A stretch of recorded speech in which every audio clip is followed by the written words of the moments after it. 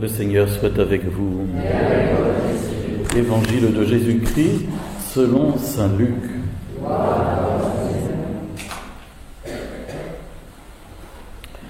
Jésus déclarait à ses disciples : « Je vous le dis à vous qui m'écoutez, aimez vos ennemis, faites du bien à ceux qui vous haïssent, souhaitez du bien à ceux qui vous maudissent, priez pour ceux qui vous calomnient.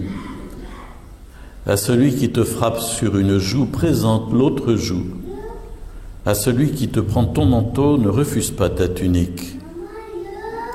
Donne à quiconque te demande, et à qui prend ton bien, ne le réclame pas. Ce que vous voulez que les autres fassent pour vous, faites-le aussi pour eux. Si vous aimez ceux qui vous aiment, quelle récompense méritez-vous ? Même les pécheurs aiment ceux qui les aiment. Si vous faites du bien à ceux qui vous en font, quelle reconnaissance méritez-vous ? Même les pécheurs en font autant. Si vous prêtez à ceux dont vous espérez recevoir en retour, quelle reconnaissance méritez-vous ? Même les pécheurs prêtent aux pécheurs pour qu'on leur rende l'équivalent. Au contraire, aimez vos ennemis, faites du bien et prêtez sans rien espérer en retour. Alors, votre récompense sera grande et vous serez les fils du Très-Haut, car lui, il est bon pour les ingrats et les méchants. Oui, soyez miséricordieux, comme votre Père est miséricordieux. Ne jugez pas, et vous ne serez pas jugés. Ne condamnez pas, et vous ne serez pas condamnés. Pardonnez, et vous serez pardonnés. Donnez, et l'on vous donnera. C'est une mesure bien pleine, tassée, secouée, débordante, qui sera versée dans le pan de votre vêtement. C'est la mesure dont vous vous servez pour les autres, qui servira de mesure aussi pour vous. Acclamons la parole de Dieu.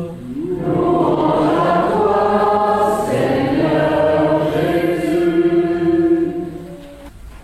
Le passage tiré du premier livre de Samuel et donné en première lecture nous offre une illustration de ces paroles de Jésus que nous venons d'entendre, à savoir ne pas mettre la main sur nos ennemis pour essayer effectivement de les réduire. C'est ce qu'a fait David avec beaucoup de grandeur de cœur par rapport à Saül, son prédécesseur, qui le poursuivait, qui a essayé de le tuer plusieurs fois, etc.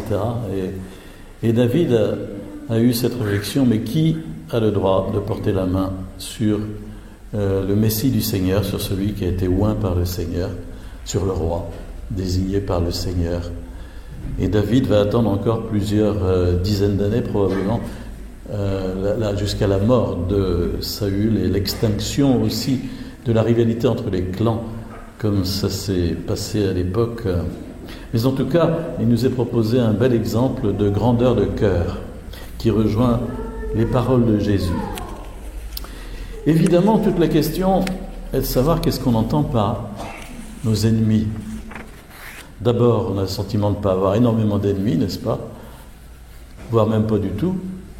Si on posait la question « Est-ce que vous avez des ennemis ?», il y en a qui se gratteraient la tête et puis qui diraient « J'ai pas l'impression ». Il y en a d'autres qui diraient « Ah bah oui, là, je sais ». Mais voilà. Tout dépend de ce que l'on entend par le mot « ennemi ». Et puis, tout dépend aussi de la façon dont il faut comprendre ces paroles de Jésus. On a le sentiment que le chrétien, c'est quelqu'un qui doit vraiment, les bras ballants, se laisser plumer. Et voilà, il n'a rien à dire. Et puis, on peut lui rentrer dedans, on peut lui taper dessus, on peut le plumer totalement, et voilà. Je pousse précisément à une extrême pour montrer que nous avons du mal à essayer de cadrer ce que Jésus a voulu dire et à bien le saisir. Mais peut-être je voudrais prendre un exemple qui est très actuel, dans l'actualité la plus proche, le sommet sur les abus sexuels qui vient de se dérouler à Rome, qui s'achève ce matin, qui a rassemblé 190 évêques, présidents de conférences épiscopales par le monde, puis des cardinaux et des différents services de la curie, Oui, il y a eu des interventions très intéressantes. D'ailleurs, si vous avez le temps, si ça vous intéresse, vous pouvez aller chercher sur le site du Vatican ou dans d'autres médias des vidéos pour regarder, écouter, ou des traductions. Il y a eu hier une intervention d'une femme, mère de famille, journaliste depuis longtemps, et qui a couvert plusieurs papes, à savoir le pape Paul VI, le pape Jean-Paul Ier, Jean-Paul II, Benoît XVI et maintenant le pape François, qui est une femme d'expérience et qui, si j'ose dire, a eu un discours tout à fait musclé par rapport aux cardinaux et aux évêques. Et je me suis dit, tiens, au fond, par rapport à ce que dit Jésus sur les ennemis, à savoir que effectivement, pour les victimes d'abus de pouvoir, d'abus de conscience et d'abus sexuels, on ne peut pas ne pas dénoncer l'ennemi. On ne peut pas ne pas vouloir que l'ennemi soit arrêté, ou alors il va encore faire d'autres victimes. Et donc, comment comprendre ces paroles de Jésus? Et elle a vraiment cadré très fortement la chose en disant, ben voilà, moi je suis mère de famille, et pour moi ça me tient très à cœur. Et l'Église devrait considérer qu'il n'y a pas des enfants de première classe et des enfants de deuxième classe, comme une mère de famille le fait. L'Église devrait être cohérente entre ce qu'elle prêche et ce qu'elle vit. Ça représente vraiment la base pour être une institution crédible. Et l'Église devrait tout faire pour être du côté des victimes et non pas du côté des bourreaux. Et donc, ne pas hésiter à dénoncer les crimes. Et elle disait aux cardinaux, êtes-vous les ennemis de ceux qui commettent les abus ou les couvrent autant que nous le sommes nous-mêmes? Et puis elle disait, moi en tant que journaliste, est-ce que vous me considérez comme une ennemie ou comme une alliée? Et elle disait ceci, si vous ne vous décidez pas de manière radicale à être du côté des enfants, des mères de famille, de la société civile, vous avez raison d'avoir peur de nous, car nous, les journalistes, qui voulons le bien commun, nous serons vos pires ennemis. C'était assez musclé, comme vous voyez, comme intervention. Et elle disait, combien de fois ai-je dû entendre que le scandale des abus est la faute de la presse, que c'est un complot de certaines masses médias pour discréditer l'Église, que derrière il y a des pouvoirs occultes pour mettre fin à cette institution. Je crois, dit-elle, qu'on ne peut culpabiliser en aucun cas les masses médias pour avoir révélé des abus ou informé à leurs propos. Les abus contre les mineurs ne sont ni des médisances, ni des bavardages, ce sont des crimes. Le droit à une information basée sur la vérité pour obtenir la justice est absolument inaliénable. Et elle affirme que le manque de communication est vraiment un autre abus. Nous pensons que couvrir l'abus est aussi ignoble qu'abuser un mineur. Et elle ajoutait, vous savez mieux que moi que les abus ont été couverts de manière systématique du bas vers le haut. Je crois que vous devriez prendre conscience que plus vous couvrirez, plus vous ferez comme les autruches, que moins vous informerez les masses médias, et donc les fidèles et l'opinion publique, plus le scandale sera grand. Communiquer est un devoir fondamental, car si vous ne le faites pas, vous devenez automatiquement complice de ceux qui commettent les abus. En ne fournissant pas des informations qui pourraient éviter que certaines personnes commettent d'autres abus, vous ne donnez pas aux enfants, aux jeunes, à leurs familles, les instruments pour se défendre contre de nouveaux crimes,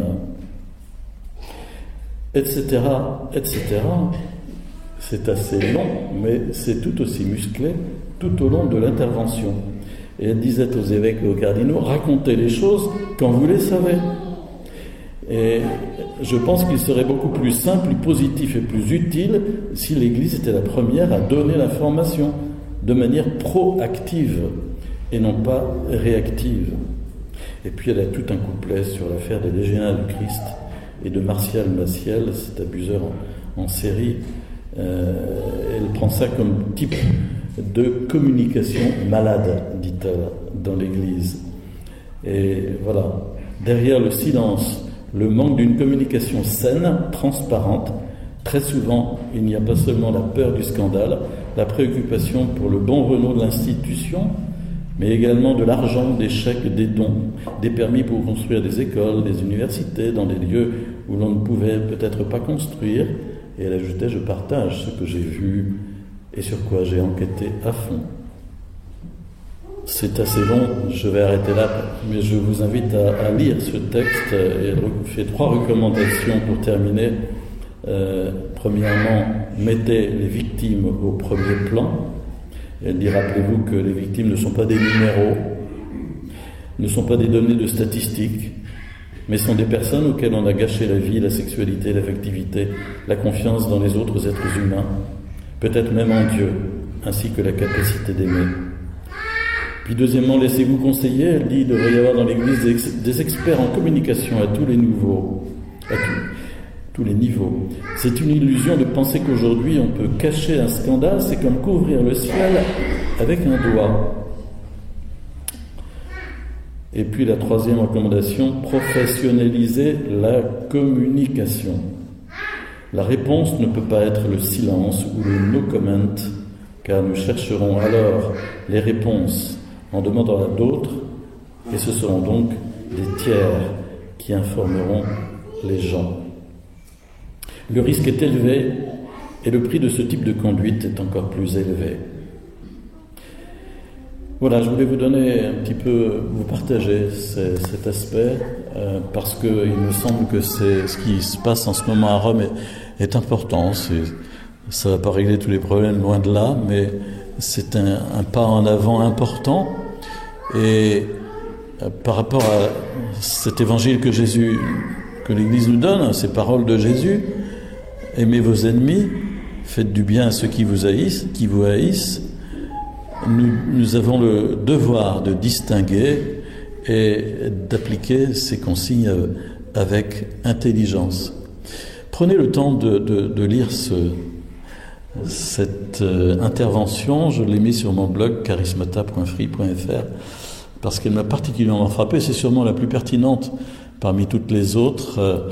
Il y a eu des interventions notamment de Monseigneur Reinhard Marx, évêque de Munich, qui fut autrefois dans le diocèse de Paderborn, qu'on a connu lorsqu'on allait en Allemagne, qui a fait une intervention massive comme ça, faire les Allemands sur les questions administratives dans l'Église, etc.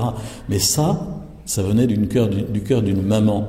Et c'est particulièrement bien ajusté, à mon avis, pour percevoir les distinctions à faire et les conduites à tenir.